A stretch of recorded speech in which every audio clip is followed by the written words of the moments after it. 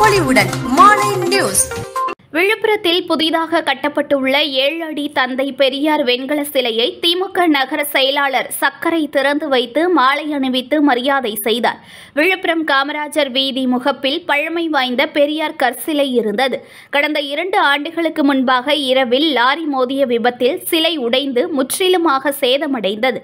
இந்நிலையில் அங்கு புதிதாக 7 அடி உயரத்தில் வெண்கல சிலை கட்டப்பட்டு 6 மாதத்திற்கு மேலாக திறக்காமல் மூடி வைத்திருந்தனர். இந்நிலையில்தான் அதனை தந்தை பெரியார் 146வது பிறந்த நாளான நேற்று விழுப்புரம் நகர செயலாளர் சக்கரை, நகர்மன்ற தலைவர் தமிழ்ச்செல்வி சிலையை திறந்து வைத்து மாலை அணிவித்து மரியாதை செய்து இனிப்பு வழங்கி பெரியாரின் கொள்கை முழக்கமிட்டு புகழ்பாடி கொண்டாடினார். புத்தம் புது பொலிவுடன் மாலை நியூஸ்.